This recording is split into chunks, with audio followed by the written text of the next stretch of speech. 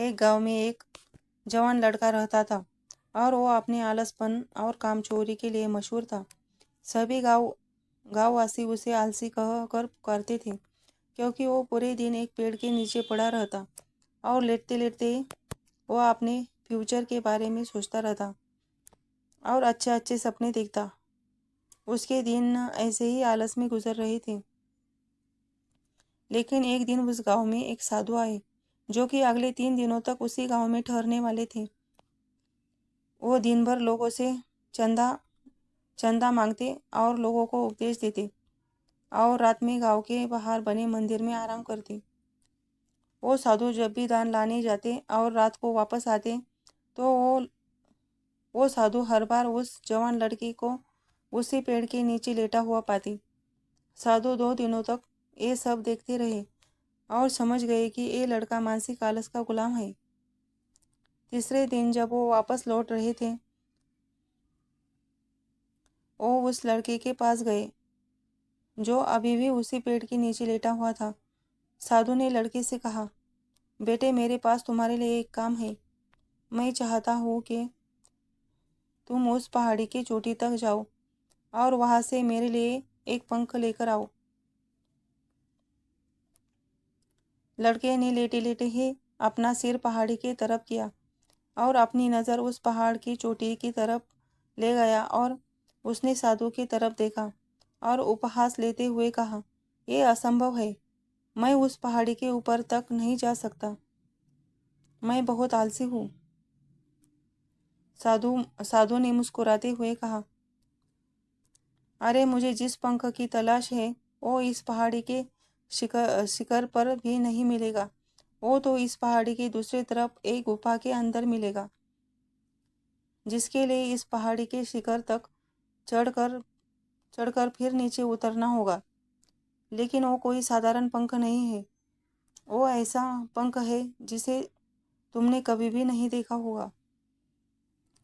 वो पंख रेयर लेकिन सुंदर पंख है, जो रोशनी बखेरती है। साधु के इन बातों से उस लड़के के अंदर एक्साइटमेंट बढ़ गई और उसने आज से पहले ऐसे पंख के बारे में कभी नहीं सुना था और ऐसे रोमांचक सफर के बारे में सुनकर वो अंदर एक्साइटमेंट एक्साइटमेंट हो रहा था। इसलिए उसने साधु की चुनौती को कबूल किया और वो पहाड़ी की तरफ चल पड़ा। लेकिन चढ़ाई बहुत लंबी और मुश्किल थी। जल्द जल्द ही लड़के का शरीर थकने लगा, सांस फूलने लगे और शरीर से पसीना बहने लगा। लेकिन फिर भी उसने चलना जारी रखा। वो जैसे जैसे ऊपर और ऊपर चढ़ता गया, उसे खुशी महसूस होने लगी, जिसे उसने आज से पहले कभी महसूस नहीं किया था।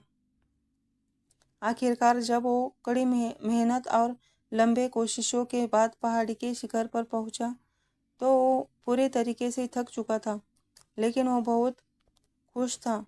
उसे अंदर से आत्मसंतुष्टि का एहसास हो रहा था।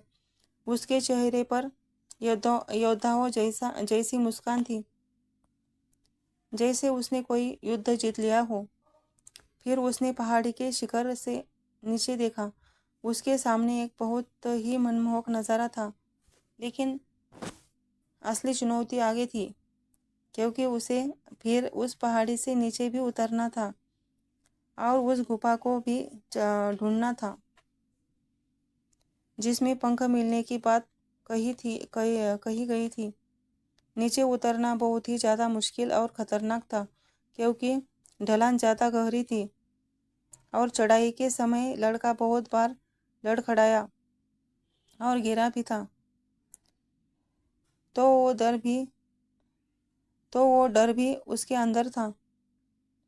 लेकिन साधु को वो पंख लाने के लिए वादे की वजह से वो लगातार आगे बढ़ता रहा। काफ़ी खोज और कड़ी मेहनत के बाद जब वो अंत में गुफा तक पहुंचा, तो उसने देखा कि पंख वहीं पड़ा हुआ था। जो कि ऊपर एक बड़ी सुराख से आने वाली रोशनी की वजह से चमक रहा था। फिर उसने उस पंख को उठाया और उसके सुंदरता को देखता ही रह गया। वो काफ़ी देर तक पंख को ही घूरता रहा, लेकिन फिर अचानक उसे याद आया, मुझे तो अभी वापस भी जाना है। उसने खुद की तरफ देखा, वो पूरी तरह से थक चुका था और वो चिंता में पड़ गया कि वो पहाड़ में कैसे चढ़ेगा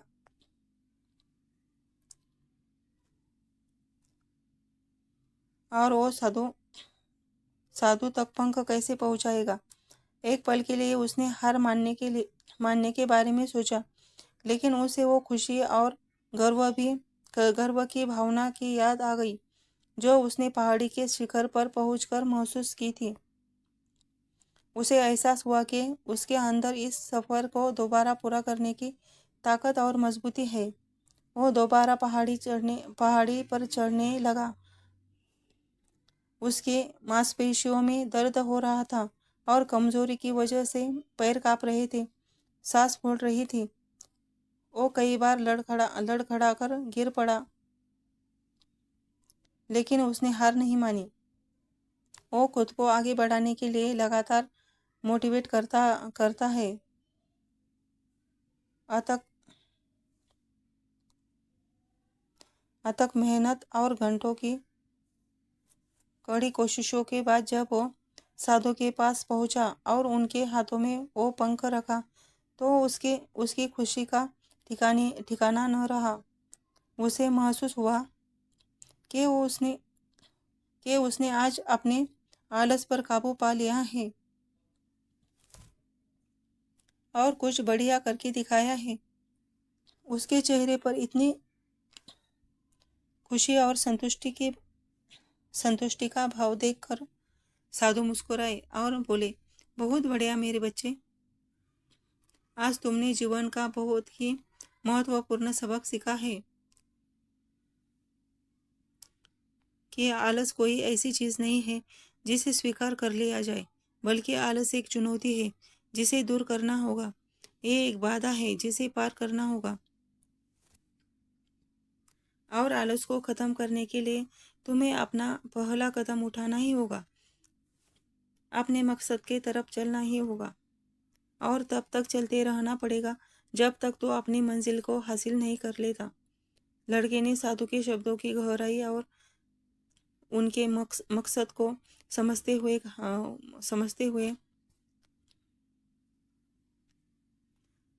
उसने अपना सिर हिला दिया। आज उसे महसूस हुआ कि वो हमेशा ही बड़ी और महान